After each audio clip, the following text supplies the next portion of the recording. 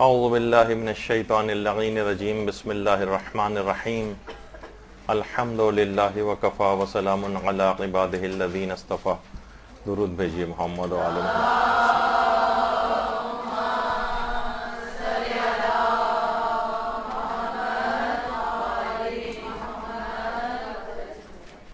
بہترین نماز کیسے پڑھیں، اس کے سلسلے کا گویا کیونکہ ایک نیا موضوع ہے، اس کو ہم درس نمبر 29 کہتے ہیں، اس کا اب آغاز کرتے ہیں.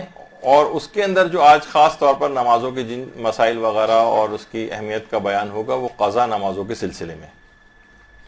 تو دیکھیے، قضا نمازیں واقعی انسان اگر محسوس کرے تو کیا وہ زندگی گزارتا ہے، یعنی وہ فقط اپنی پچھلی غلطیوں اور کوتاہیوں کا ازالہ ہی کرتا ہوا نظر آتا ہے. یعنی بجائے اس کے کہ وہ آگے بڑھتا، ترقی کرتا، وہ پچھلی غلطیوں اور کوتاہیوں کا ازالہ کرتے ہوئے گزار دیتا ہے اپنی زندگی کو، پچھلی غلطیوں کا مداوع کرتے ہی گزار دیتا ہے. دیکھیں، ہمارے علماء اور ہمارے جو مجتہدین ہیں وہ اس سلسلے میں اتنے محتاط رہے ہیں کہ نہ صرف یہ کہ نمازوں کو اول وقت پڑھنا، کوئی نماز قضا نہ کرنا، بلکہ احتیاطاً اپنی قضا نمازیں پڑھنے کی بھی وصیتیں کر کے جاتے ہیں. احتیاطاً وصیت کر کے جاتے ہیں.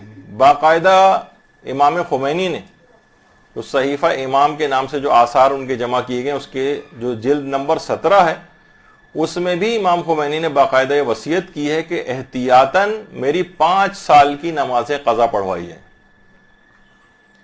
ہوتا ہے نا، انسان ابتدائی زندگی گزار رہا ہے اور جوانی کے ابتدائی ایام میں ہو سکتا ہے مسائل کے لحاظ سے کچھ غلطیاں اس کے اندر ہو گئی ہوں، اتنا اس زمانے کے اندر انسان خیال نہیں کرتا ہے بلوغ کے ابتدائی دور کے اندر. تو احتیاطاً، ورنہ یہ نہیں کہ باقاعدہ طور پر، بلکہ اس میں لفظ ہے کہ احتیاطاً میری 5 سال کی نمازیں قضا کروائی جائیں.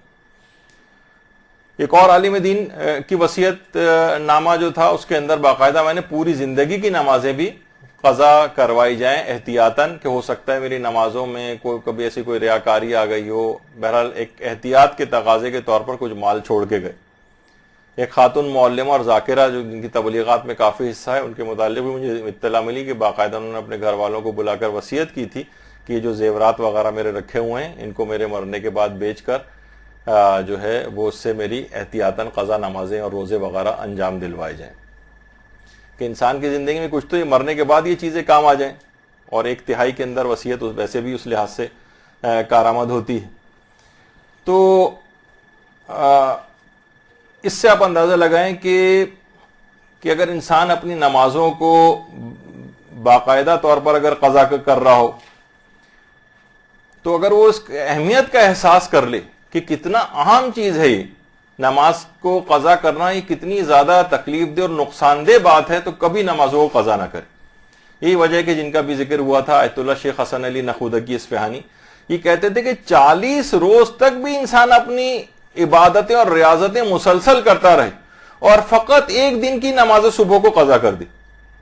1 دن کی 40 روز سے مسلسل عبادتیں اور ریاضتیں انجام دے رہا ہے، اور اس دوران 1 دن کی نمازیں صبح وہ قضا کر دے، تو پوری فقط وہ 2 رکعت کو نماز نہ پڑھنے کی وجہ سے 40 روز کی عبادتیں اور ریاضتیں ضائع ہو جاتی ہیں، بالکل بیکار ہو جاتی ہیں، ان کو کوئی فائدہ اور اثر مرتب نہیں ہوتا. یعنی یہ ایک چھوٹا سا ایک عمل جو بظاہر لوگ کتنی آسانی کے ساتھ اس کو چھوٹا سمجھ کے کہ نماز فجر ہو، کوئی بات نہیں، آج اٹھا تو نماز فجر قضا ہو گئی، یعنی جس میں اس نے باقاعدہ طور پر کوئی وہ یعنی انتظام کر کے نہیں سویا تھا. اگر ویسے ہی سوتا رہ گیا، انتظام پورا کیا تھا، الارم لگایا تھا، لوگوں سے کہا تھا کہ اٹھا دینا، پھر کوئی ایسے صاحب ہو گیا، تو ایک الگ مسئلہ یہ آگے چل کر آئے گا یہ بھی گفتگو میں. تو بہرحال کہتے ہیں کہ پوری وہ 40 روز کی عبادتیں اور ریاضتیں ضائع ہو جائیں گی. باقاعدہ آیت اللہ فاضل لنکرانی کے دور میں کچھ علماء بیان کرتے ہیں کہ محفل میں ایک آذربائیجان سے تعلق رکھنے والا ایک 90 سال کا ایک بوڑھا آیا،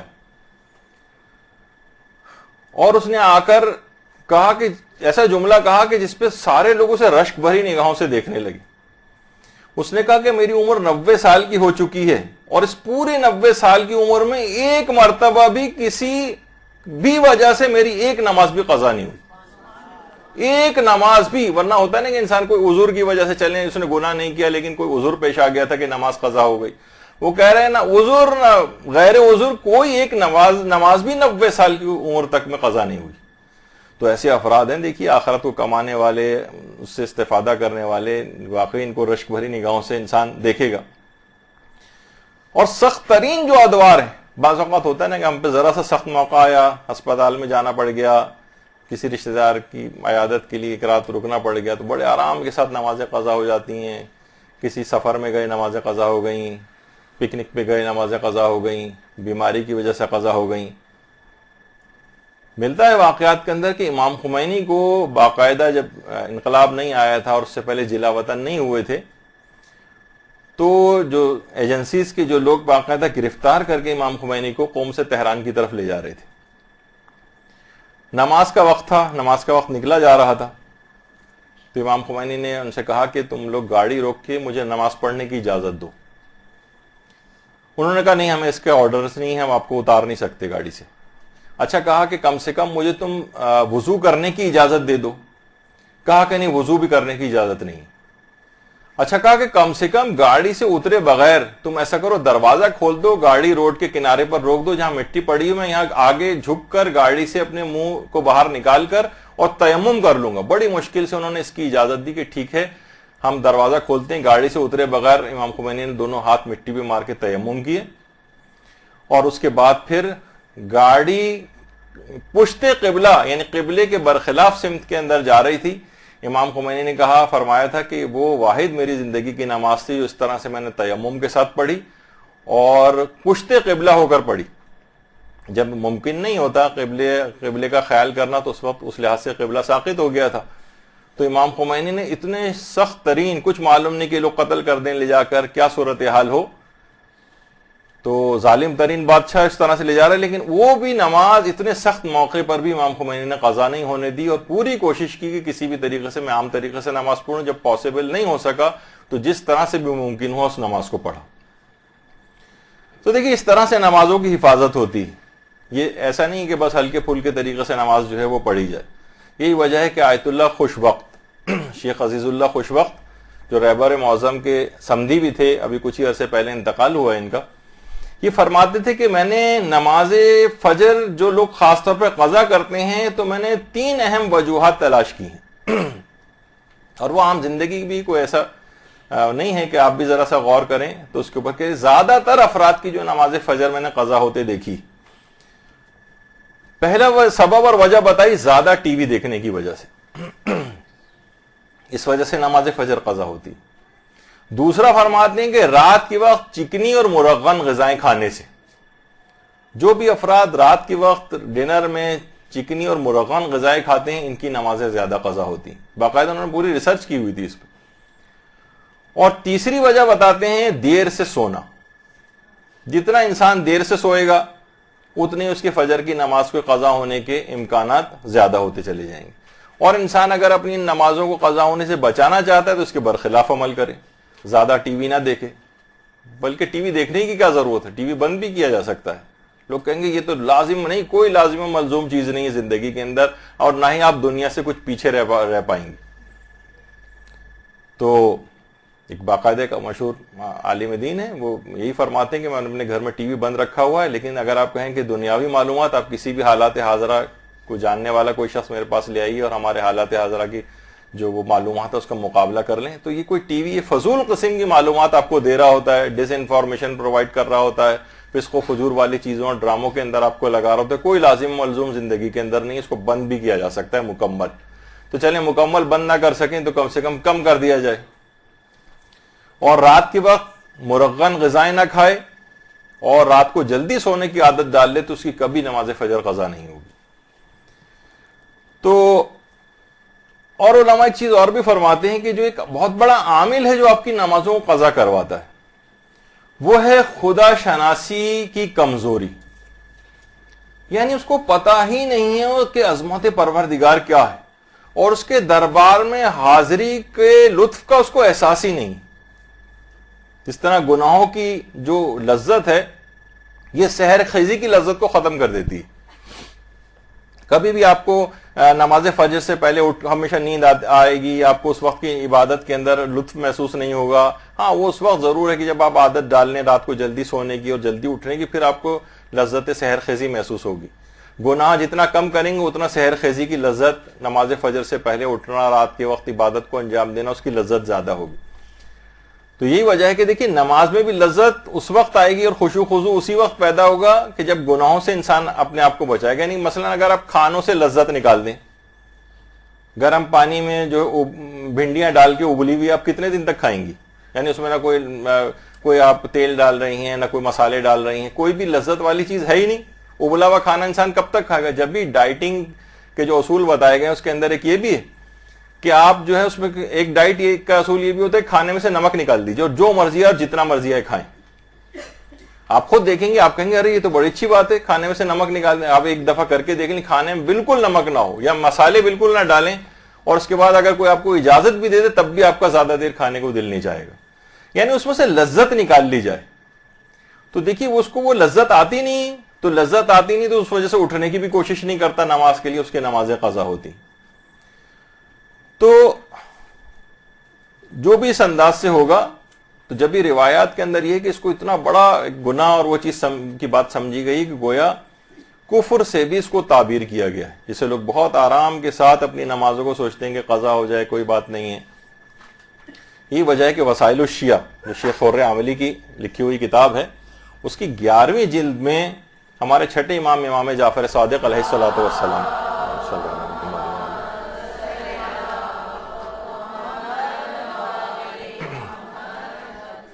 عبید بن زرارہ راوی ہیں، وہ کہتے ہیں کہ میں چھٹے امام کے پاس آیا اور کہا کہ مولا مجھے گناہ کبیرہ کی فہرست بتائیے.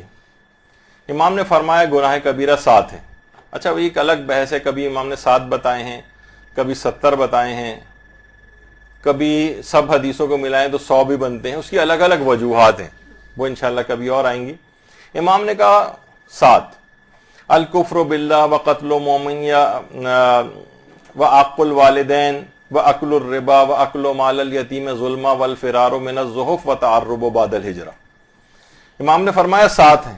الکفر باللہ، اللہ کا انکار کر دینا، کفر اختیار کرنا، مومن کو قتل کرنا، والدین کو اذیت پہنچانا، سود کھانا، یتیم کا مال ظلم کرتے ہوئے کھانا، میدان جہاد سے فرار اختیار کرنا، اور ایسی جگہ جا کر رہنا کہ جہاں پر دین پر عمل کرنا مشکل اور ناممکن ہو جائے. 7 گناہ کبیرہ.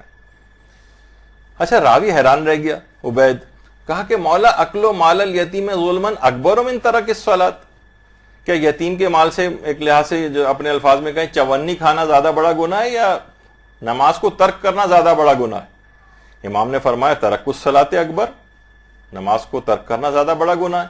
راوی نے کہا مولا پھر آپ نے جو فہرست بتائی ہے اس میں آپ نے یتیم کے مال کھانے کا تو تذکرہ کیا ہے لیکن نماز کو ترک کرنے کا کہیں تذکرہ نہیں کیا. امام نے کہا اس کا تذکرہ تو میں نے سب سے پہلے کیا، بتاؤ میں نے سب سے پہلے کیا کہا تھا؟ الکفر باللہ. اور امام نے فرمایا اس میں کوئی شک ہی نہیں کہ نماز کا ترک کرنے والا کافر ہے. یعنی ترک کرنے کی بہت ساری اقسام، اس میں ایک ہے کہ نمازوں کو عمومی طور پر لاپرواہی کرتے ہوئے قضا کرنا، یہ بھی کفر کا ایک درجہ ہے. ٹھیک ہے ویسے فقہی احکام اس پر کافر کے جاری نہیں ہوتے، لیکن امام نے ایسا کہ تم نے کافر بھی تو نماز نہیں پڑھتے، تم نے کافروں والا کام کیا، تم نے کفر کا ایک درجہ گویا اختیار کر لیا اپنی نمازوں کو قضا کرنے کے اعتبار سے. اور یہی وجہ ہے کہ مستدرک الوسائل جو مرزا حسین نوری کی کتاب ہے، اس میں جان بوجھ کر قضا کرنے کا جو گناہ اور اس کے جو عذاب بتایا گیا ہے کہ جان بوجھ کر حقیر سمجھ کے جو بھی نماز کو ترک کرتا ہے، حقیری تو سمجھ رہا ہے کہ وہ نمازوں کو اتنی آسانی کے ساتھ روزانہ کی بنیاد پہ قضا کرتا چلا جا رہا ہے، اکثر اوقات میں قضا کرتا ہے، کہ قضا کرنے والے شخص کو خدا 15 بلاؤں کے اندر مبتلا کرتا ہے. اس کی عمر میں سے برکت ختم ہو جاتی ہے، اس کی روزی میں سے برکت ختم ہو جاتی ہے، مثلا اس کے چہرے کی رونق جو ہے وہ ختم ہو جاتی ہے، خدا اس کے کسی نیک اعمال کا ثواب نہیں لکھتا ہے، اس کی کوئی دعائیں قبول نہیں ہوتی، وہ جب بھی مرے گا ذلت کے ساتھ مرے گا، وہ جب بھی مرے گا بھوکا مرے گا، وہ جب بھی مرے گا پیاسا مرے گا، خدا فرشتوں کے ذریعے شکنجوں میں اس کو جکڑ دے گا اور اس کی قبر کے اندر تنگی کی جائے گی، اس کی قبر کو بالکل تاریک کر دیا جائے گا، قیامت میں فرشتے اس کو منہ کے بل زمین کے اوپر گھسیٹیں گے اور اہل محشر اس کا تماشا دیکھیں گے. انتہائی سختی کے ساتھ عالم آخرت میں اس کا محاسبہ کیا جائے گا. خدا اس کے اوپر نظر رحمت نہیں ڈالے گا, اس کی تطہیر نہیں کی جائے گی, اس کو دردناک عذاب دیا جائے گا. 15 اتنے بڑے بڑے نقصانات جو ہے وہ روایت کے اندر بتائے گئے. یعنی جان بوجھ کے انسان اس طرح سے نماز قضا کرتا چلا جائے, قضا کرتا ہے. اور نماز فجر میں تو خاص طور پر اس کی احتیاط بہت ضروری ہے کہ یہ دیندار افراد بھی اس کو قضا کرنے لگتے ہیں. پورا اہتمام ہونا چاہیے کہ کوئی وجہ باقی نہ رہ جائے کہ آپ کی نماز فجر جو ہے کسی بھی طور پر قضا ہو. یہی وجہ ہے کہ لوگ آیت اللہ بہجت کے پاس بھی آتے تھے اور کہتے تھے کہ آپ بتائیے کہ ہماری نماز فجر اکثر قضا ہو جاتی, کیا کریں؟ تو آیت اللہ بہجت فرماتے تھے کہ تم دن کی جو نمازیں, دن اور رات کی جو نمازیں ہیں, نماز فجر کو چھوڑ کر تم ان نمازوں کو اول اوقات کے اندر ادا کرنا شروع کر دو, پروردگار عالم تمہیں خود ہی نماز فجر کے وقت بیدار کر دے گا. انسان ایک کوشش یہ بھی کرے کہ نمازوں کو اس کے اول اوقات میں ادا کرے, تو خود بخود یہ اس بات کا لازمہ بن جائے گا, گویا اللہ کی ذمہ داری بن جائے گی کہ وہ نماز فجر کے وقت آپ کو اٹھا دے. اور کتاب جو ایک ہے 1001 نکتہ در 12 نماز, اس کے اندر باقاعدہ ایک روایت ہے کہ ایک تاجر تھا جو سفر تجارت پہ روانہ ہونے سے پہلے امام کے پاس استخارے کی درخواست لے کر آیا. استخارہ منایا کہ نہیں, تجارت کے لیے جانا تمہارے لیے نقصان دہ, لیکن وہ اس استخارے کی مخالفت کر کے پھر بھی سفر پر چلا گیا. اچھا اتفاق ایسا ہوا کہ اسے بہت منافع حاصل ہوا, بہت منافع حاصل ہوا. وہ خدمت امام میں دوبارہ آیا اور کہا کہ مولا استخارہ منع ہونے کے باوجود میں گیا تھا اور میں پھر بھی مجھے بہت زیادہ منافع ہوا ہے.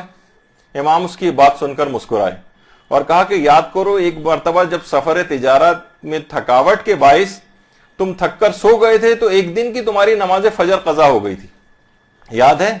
اس نے کہا مولا یاد ہے, ایک دن ایسا ہوا تو تھا. امام نے فرمایا اگر خدا تجھے دنیا اور جو کچھ دنیا کے اندر پائے جاتا ہے وہ سب بھی دے دے, تب بھی تیری اس قضا نماز کے خسارے کا مداوع نہیں کر سکتا ہو.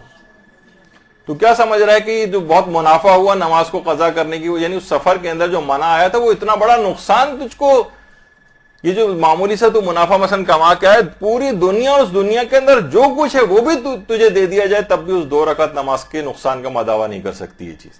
تو ہم کتنے نقصانات اپنے روزانہ اس لحاظ سے کرتے ہیں.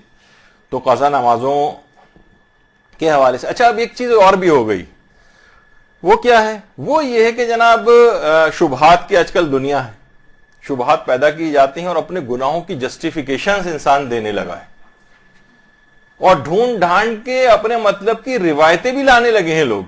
مثلا ایک شبہ ہے, اچھا ہم نے ایک دفعہ ایک سوال بھی بنایا تھا مدرسے نے, ایک دلچسپ سوال کہ وہ کون سی واجب نمازیں ہیں جو رسول اللہ نے بھی کبھی نہیں پڑھی, ایک اس کے لحاظ سے کہ وہ عام طور پر واجب نمازوں میں شمار کی جاتی.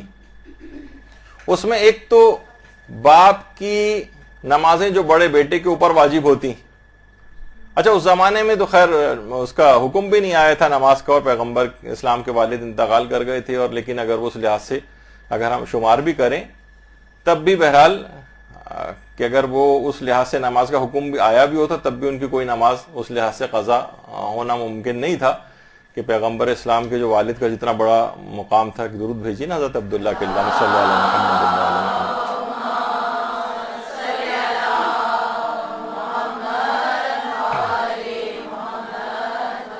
اور دوسری قضا نماز, قضا نماز بھی واجب ہوتی ہے, پیغمبر کی کوئی نماز. تو کیا پیغمبر نے کبھی کوئی نماز قضا کی؟ اچھا اب ایک روایت, بہرحال روایت لوگ ڈھونڈ کر لے کر آئے ہیں اور یہ پیش کرتے ہیں ہماری نمازیں قضا ہو گئی. تو کیا ہوا؟ دیکھیے اس روایت کے اندر یہ ہے کہ پیغمبر کی بھی نماز قضا ہوئی.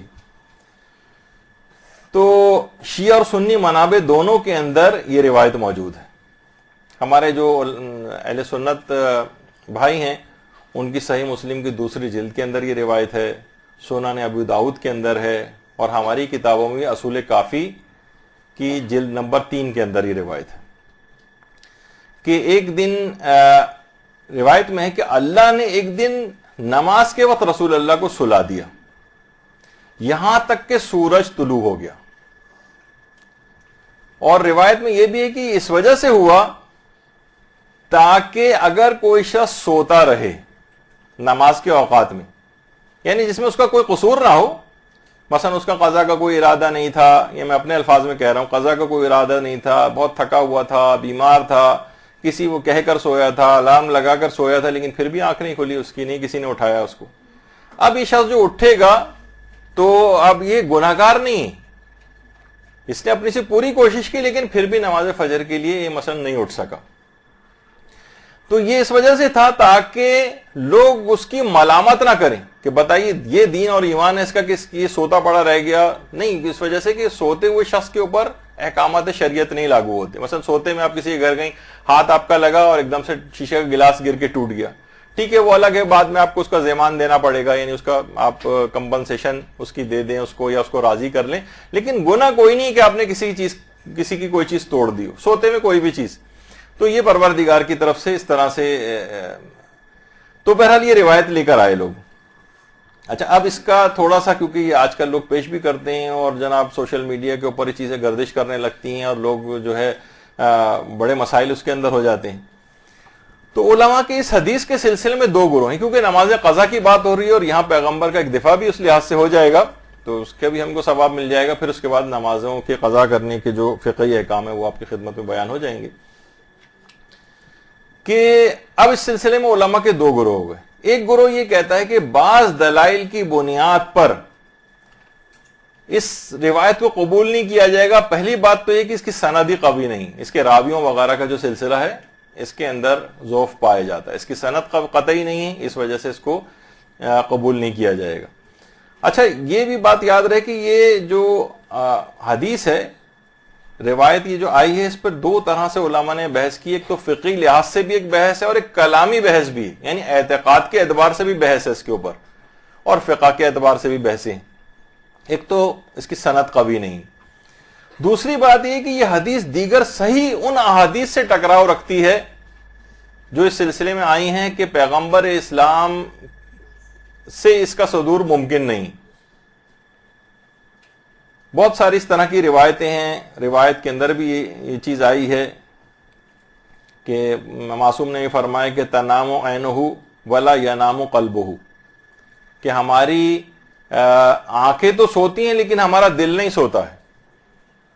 تو یہ کیسے ممکن ہے؟ بہت ساری ایسی روایات صحیح احادیث سے ٹکراؤ رکھتی ہیں کہ جس سے ممکن نہیں ہے کہ ان سے کوئی آنکھیں چاہے سو جائیں لیکن پیغمبر یا معصومین کے دل جاگتے رہتے ہیں. تو ان سے اس بات کا صدور ممکن نہیں ہے کہ ان سے کوئی نمازیں اس انداز سے قضا ہوں. تیسری بات یہ کہ مقام عصمت سے منافات رکھتی ہیں، اس وجہ سے قابل قبول نہیں. یعنی رسول خدا ہر قسم کے سہو و نسیان سے پاک تھے اور ان کا ہر عمل اسوہ حسنہ بھی ہے. سہو و نسیان کو اگر ہم تسلیم کر لیں تو لوگ ان کو کامل تسلیم نہیں کریں گے اور نماز قضا کرنا بھی گویا ایک لحاظ سے ان کا اسوہ بن جائے گا. کسی بھی وجہ سے انہوں نے قضا کی، بہرحال قضا تو ہوئی ایک لحاظ سے، تو لوگوں کی نگاہ میں ان کا عزت و وقار بھی کم ہو جائے گا. اور کتنی ہی روایات جیسے کہ ابھی اس سے پہلے آپ نے سنا کہ وہ منافات اور ٹکراؤ رکھتی ہیں اس سے، تو اس وجہ سے یہ قابل قبول نہیں. اور عقلی طور پر بھی پیغمبر اسلام معاذ اللہ ثم معاذ اللہ نقل کفر نہ باشد. بہرحال اگر کوئی چھوٹی سی بھی غلطی اگر کریں تو یہ ان کو ان کے مقام سے نیچے لے آئے گی، جو کہ ممکن نہیں. تو اگر ان سے بھول چوک کا صدور ممکن ہوا تو وہ اپنے اس کمال کے اوپر نظر نہیں آئیں گے کہ جس پہ پروردگار نے ان کو فائز کیا. تو اس وجہ سے علماء کے ایک بڑے گروہ نے ان روایت کو رد کیا.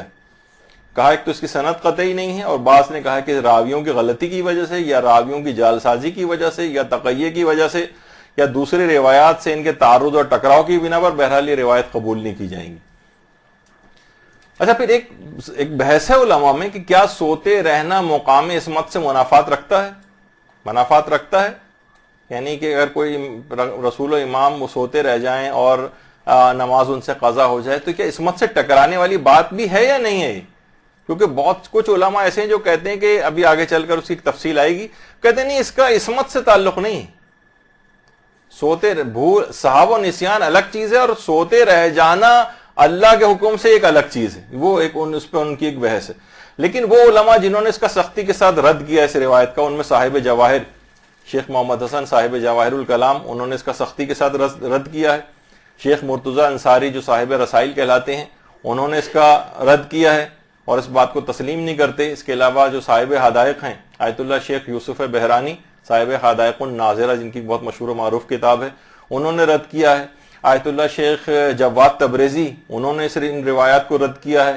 آیت اللہ محسن الحکیم نے اس کو رد کیا اور باقاعدہ مستمسک العروۃ الوثقیٰ اس کی 5ویں جلد کے اندر اس کا سختی کے ساتھ رد کیا ہے کہ یہ بات ماننے کے قابل نہیں ہے، کیونکہ بہت سی روایتوں میں اس قسم کے جملوں کا بھی ہے اضافہ کہ گویا کہ ایک شیطانی القاء تھا۔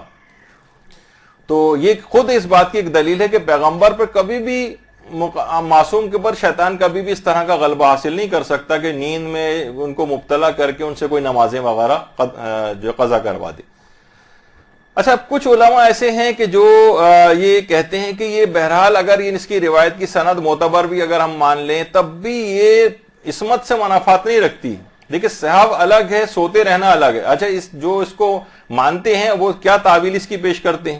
علامہ مجلسی بھی اس روایت کے جو ہے وہ قائل ہیں، شہید اول ہیں، شیخ مفید ہیں، آیت اللہ بہجت نے بھی قبول کیا ہے، لیکن اس کو کہا اس کی تعویل کی، کہا کہ دیکھیے قرآن کی آیت ہے کہ کچھ چاہتے ہی نہیں جب تک خدا نہ چاہے، تو اس کا مطلب یہ ہے کہ اگر اللہ نے ان کو سلا دیا، سوتے رہنے دیا، تو یہ خدائی حکم کے تحت ہوا، تو یہ ان کی عصمت سے منافات نہیں رکھتا ہے۔ جیسے کہ علماء ایک مثال دیتے ہیں کہ کیا غیر خدا کو سجدہ کرنا جائز ہے؟ جواب ہے کہ جی نہیں، حرام ہے غیر خدا کو سجدہ کرنا۔ لیکن اگر اللہ خود ہی غیر خدا کو سجدہ کرنے کا حکم آپ کو دے دے تو کیا آپ شیطان کی طرح سلام اکڑ جائیں گے؟ نہیں، پروردگار میں تو غیر خدا کو سجدہ نہیں کروں گا۔ اس موقع پر اللہ کے حکم ہی کو سجدہ کیا جائے گا، اور جس کو بھی سجدہ کرنے کا حکم پروردگار دے گا اس کو سجدہ کیا جائے گا۔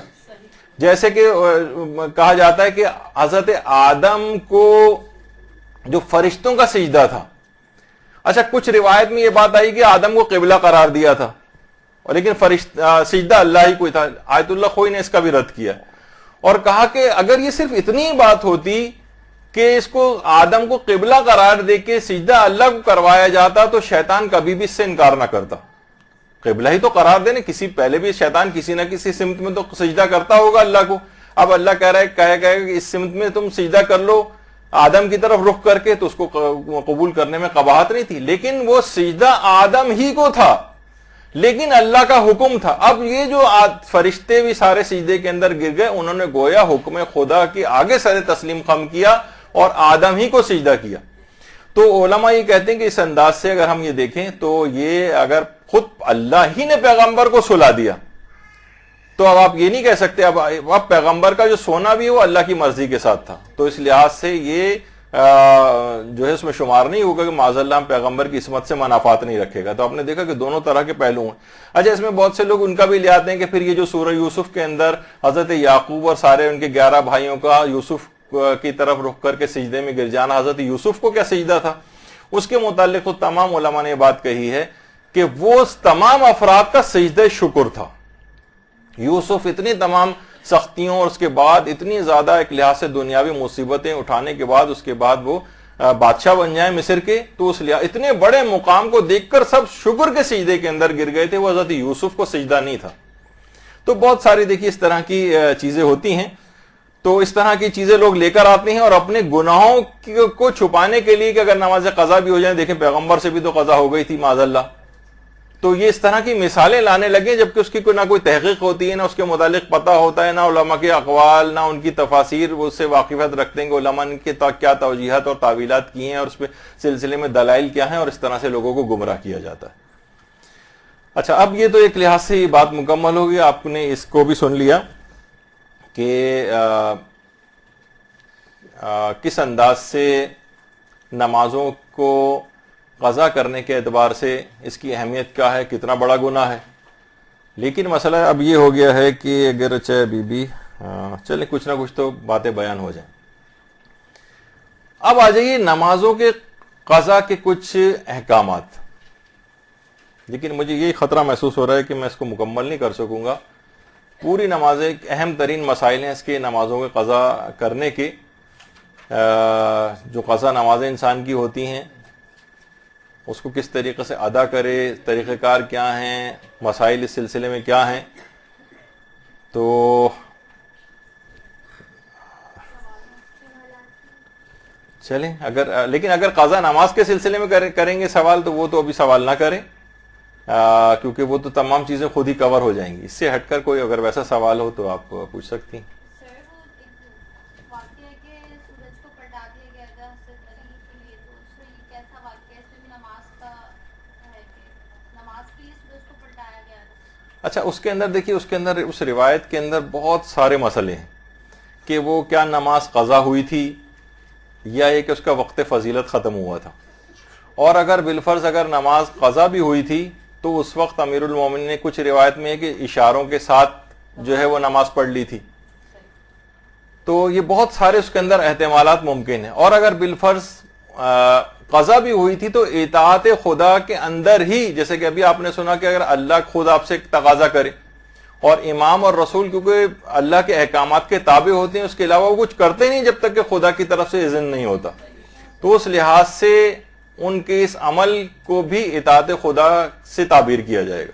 لیکن اس کے اندر بہت سارے اور پہلو بہت ہیں. یہ پورا اس طرح کا ہے کہ پوری ایک آدھے پونے گھنٹے کی کوئی اگر نشست ہو تو اس کے تمام پہلوؤں کا جائزہ لے کے، کیونکہ اس سلسلے میں روایات بہت ساری ہیں، متعدد ہیں، علماء اہل سنت کی بھی روایات ہیں. کچھ اس میں روایات کے اندر خود بہت تضادات بھی پائے جاتے ہیں.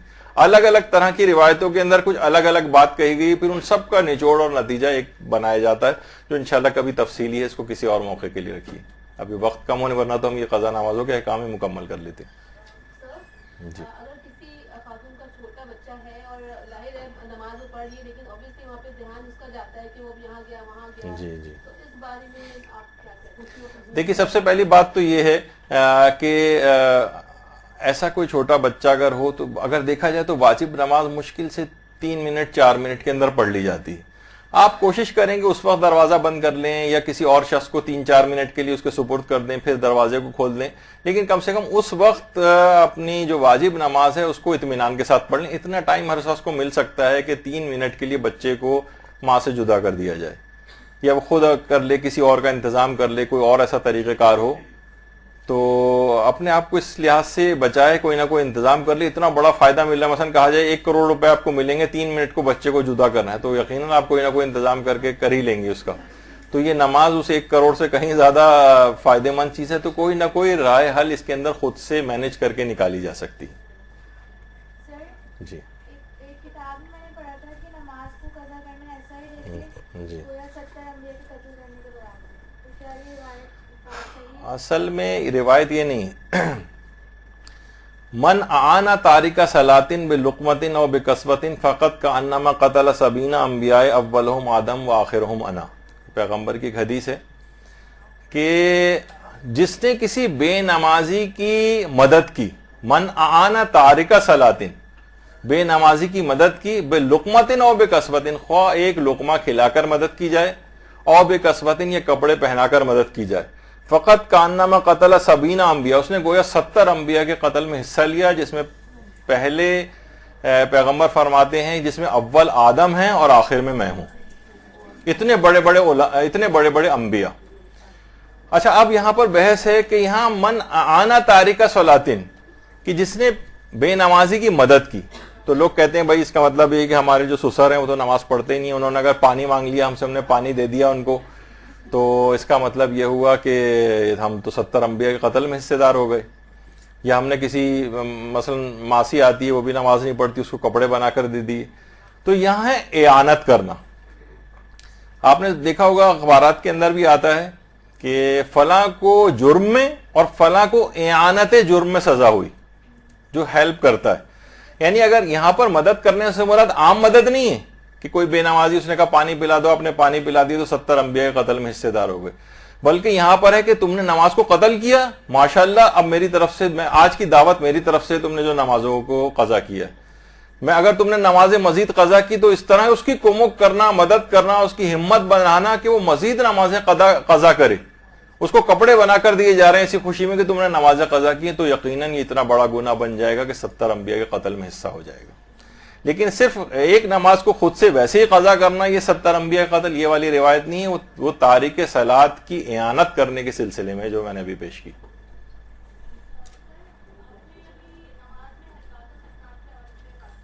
جی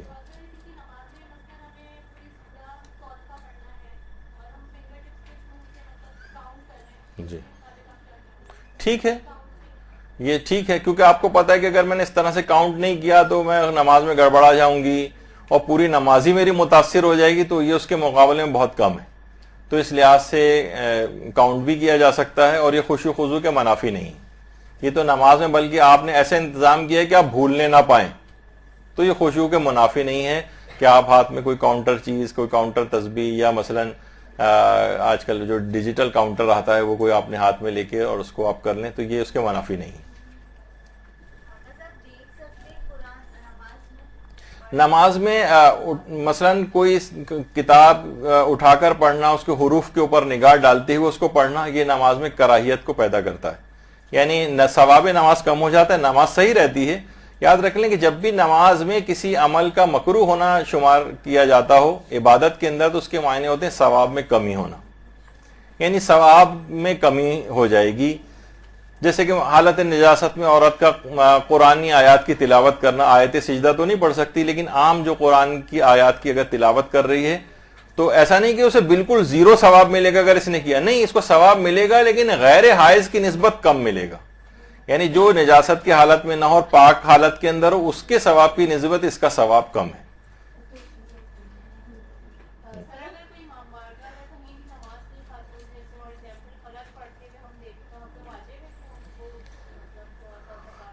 ہاں، اب اس کے اندر اصل میں امر بالمعروف اور نہی عن المنکر کے بہت سارے مسئلے ہیں، کیونکہ اب وہ آپ لوگوں نے اب تک نہیں پڑھے تو تقریباً 4 یا 5 کچھ شرطیں ایسی ہیں کہ جس سے امر بالمعروف واجب ہوتا ہے اگر وہ شرطیں پوری ہو جائیں. وہ اتنی تفصیلی علم ہونا چاہیے، اور احتمال تاثیر ہونا چاہیے، اور عدم مفسدہ ہونا چاہیے، اور اصرار نہیں ہونا چاہیے، اور عذر معذوریت نہ ہونا چاہیے. یہ 5 شرطیں ہیں اس کی جو بڑی دقیق ہیں. تو انسان جب بھی کسی کو امر بالمعروف کرے تو اس کو مسائل پتہ ہونے چاہیے، کب مجھ پر واجب ہے امر بالمعروف کرنا اور کب مستحب ہے مجھ پر. تو پہلے تو ان شرطوں کو دماغ میں لانا ہوتا ہے کہ کیا مجھ پر واجب ہوا یا واجب نہیں ہوا. لیکن اب پھر جب آپ نے فیصلہ کر لیا کہ ہاں مجھ پر واجب ہے امر بالمعروف کرنا کیونکہ یہ سب شرطیں پوری ہو رہی ہیں، پھر اس کے بعد اس کو کرنے کے 4 طریقے ہیں جن پر مرحلے وار عمل کیا جاتا ہے. مرحلہ نمبر 1، پھر یہ کارآمد نہیں ہے تو مرحلہ نمبر 2، آپ کے خیال میں وہ بھی کارآمد نہیں ہوگا تو پھر مرحلہ نمبر 3 اور 4، اس طرح سے بات آگے بڑھتی. جی، اس کے اوپر گناہوں سے، معاشرے کو گناہوں سے کیسے بچائیں، امر بالمعروف اور نہی عن المنکر کے حوالے سے اس کے جتنے بھی فقہی مسائل ہیں یوٹیوب اور ویمیو چینل وغیرہ کے اوپر ایک درس بھی موجود ہے اس سلسلے. جی، جمعے کے دن فجر کی نماز میں سورہ جمعہ پہلی رکعت میں پڑھنا، اس کی بڑی فضیلت آئی ہے، اور فاتحہ جناح میں پڑھا تو وہ تو اکثر و بیشتر مطلب دیکھ کر ہی پڑھی جاتی ہے. ہاں ٹھیک ہے، کوئی حرج نہیں. اگر آپ کو یاد نہیں ہے تو اب کوشش کر لیں کچھ عرصے میں یاد کر لیں. نہیں اگر یاد ہوتا تو دیکھ کر پڑھنا ثواب کو تھوڑا کم کر دے گا لیکن ثواب ختم نہیں کرے گا. جو اس سے پہلے میں نے کہا تو کوئی بات نہیں، آپ دیکھ کر پڑھ لیں، ثواب کچھ کم ہو جائے گا. مثلا ثواب اگر آپ دیکھ کے نہ پڑھتی، زبانی پڑھتی تو ثواب ملتا مثلا 100، اور دیکھ کے پڑھنے سے آپ کو ثواب مل رہا ہے 70 60. تو ایسا نہیں کہ بالکل نہیں مل رہا ہے لیکن کم مل رہا ہے. تو پڑھتی جب تک یاد نہ ہو دیکھ کے پڑھ سکتے ہیں.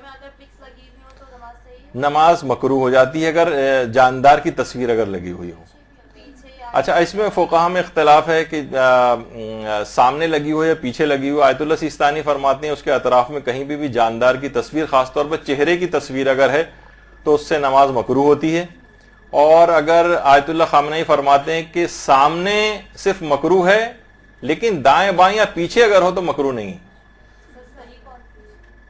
دونوں، اب ہر مجتہد کا اپنا فتویٰ ہے، جس کی تقلید میں اس کے مطابق عمل کریں. جی،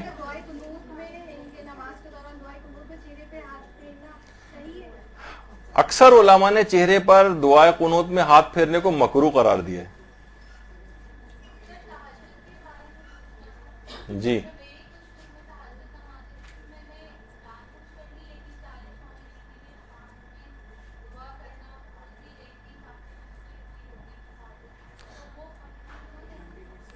جی ہاں، نماز شب میں خاص طور پر جو آخری رکعت ہے اس میں اس کے قنوت میں مومنین کے لیے دعا کرنا، وہ زندہ مومنین کے لیے بھی کی جا سکتی ہے، مرحوم مومنین کے لیے بھی کی جا سکتی ہے، اور زندہ اور مردہ کو ملا کر بھی کی جا سکتی. اچھا، یہ بھی ضروری نہیں کہ اب دعا کریں تو ہی وہ نماز شمار ہو. اب چاہیں تو پوری دعا کو چھوڑ بھی سکتے ہیں، یعنی بالکل نماز وتر جو آخری رکعت ہے اس میں صرف آپ الحمد کا سورہ پڑھیں، رکوع سجدہ تشہد سلام، نماز ختم. تب بھی نماز ہو جائے گی. اور 40 مومنین, اچھا ضروری نہیں کہ 40 مومنین کے نام ہی لیے جائیں, 100 کے بھی لے سکتے ہیں, 200 کے بھی لے سکتے ہیں, اور 40 سے کم بھی لے سکتے ہیں. زیادہ نام نہیں یاد آ رہے, 10 پہ اکتفا کر لیں, 5 پہ اکتفا کر لیں, 1-2 نام یاد ہے اس پہ اکتفا کر لیں. آواز نہیں آئی مجھے. جی ہاں, یہ بھی پڑھ سکتے ہیں. اچھا, اتنی زیادہ ورائٹی ہے دعاؤں کی, وہ تو واجب نماز کے قنوت کے اندر بھی اتنی ورائٹی ہے, تو آپ مستحب نمازوں کے قنوت میں بھی جتنی چاہیں دعائیں, جس طرح سے چاہیں دعائیں سب پڑھ سکتی ہیں, حتیٰ کہ اردو میں بھی پڑھ سکتی ہیں, عربی کی جتنی دعائیں ہیں وہ بھی پڑھ سکتی ہیں. آئینے کے, جی آئینے کے سامنے جس کے اندر انسانی عکس ابھر رہا ہے, وہاں پر بھی نماز پڑھنا مکروہ ہے. ہاں, آئینہ صرف موجود ہے لیکن جاندار ایسی اس کی سمت میں رکھا ہوا ہے کہ اس میں کسی جاندار کا عکس ابھر نہیں رہا ہے, تو پھر مکروہ نہیں ہے.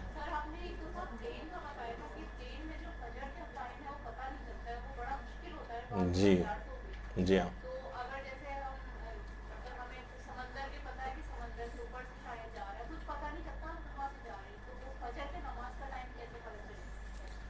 دیکھیے وہ تو آپ کو, جیسے کہ یا تو آپ اس کی پہلے سے ورکنگ کر کے جائیں اور آپ دیکھ کے جائیں کہ کہاں سے مثلا جہاز گزرے گا اور وہاں اوقات نماز کیا ہیں. اور ایسا نہیں ہے, میں نے کچھ ایسے افراد دیکھے ہیں جو باقاعدہ پوری ورکنگ کر کے جاتے ہیں ان کے پاس کہ جہاز یہاں سے یہاں تک جائے گا, یا مثلا بہت سی عرب ایئر لائن ایسی ہیں جن کے اسکرین پہ پوری ڈیسٹینیشن اور وہ جہاں سے گزر رہا ہوتا ہے وہ ساری چیزیں مینشن ہو رہی ہوتی ہیں, حتیٰ کہ قبلے کی سمت وغیرہ بھی بتائی جا رہی ہوتی. تو اگر اس طرح کا کوئی معاملہ ہے, اور عام طور پر مقامات مقدسہ کی طرف جو جاتے ہیں وہ عام طور پر مسلم ممالک کی ایئر لائنز ہوتی ہیں, اس میں عام طور پر اس کی سہولت ہوتی, تو قبلے کے لحاظ سے بھی پتہ چلتا ہے, اور دوسرا ہے اوقات نماز کے لحاظ سے بھی. اچھا, پھر دوسرا ہے کہ بہت ہی آپ کو کوشش کر کے ونڈو وغیرہ سے بار بار دیکھنا پڑے گا آپ کو کہ نماز فجر کا وقت آیا یا نہیں آیا. خاص قسم کی ایک روشنی سی ابھرتی ہے, اس میں بھی تھوڑا احتیاط کرنے. بعض اوقات تو صبح کاذب کی روشنی ہوتی ہے,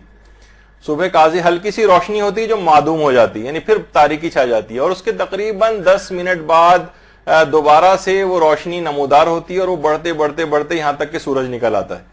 تو آپ کو جی ہاں, اب وہ دوسری والی جو روشنی ہوتی ہے وہ جب بڑھنا شروع ہو اور سورج نکلنے سے پہلے تک کا جو ٹائم ہے اس کے اندر آپ کو نماز پڑھنی ہوتی ہے, لیکن اس میں ذرا جلدی دکھانی چاہیے. ایکسپیرینس یہ ہے کہ بہت ہی جلدی وہ ٹائم نکل جاتا ہے اور اچانک سے سورج نمودار ہو جاتا ہے.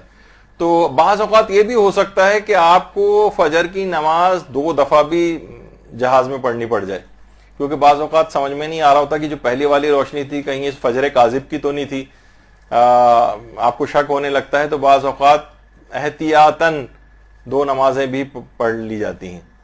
تو وہ خود سے آپ کو شیشے میں ونڈو سے دیکھتے ہوئے آپ کو اندازہ کرنا پڑے گا کہ نماز فجر, اور پہلے سے ورکنگ کر کے جائیں تو بہت ہی اچھا ہے. انٹرنیٹ وغیرہ سے ان جگہ کے جو فجر کے ٹائمنگس ہیں وہ سرچ کر کے جائیں, اور اپنی گھڑی کو جہاں سے وہ گزر رہا ہوتا ہے جہاز, یا جن ممالک وغیرہ سے, تو اس کے ٹائم ڈفرنس وغیرہ کو بھی دیکھتے ہوئے آپ کو کیلکولیٹ کرنا پڑے گا. تھوڑا سا ٹرکی اور ویسا معاملہ ہوتا ہے, یہ اتنا آسان نہیں ہے, لیکن تھوڑی سی کوشش سے انسان اپنی نماز فجر کو بچا سکتا ہے.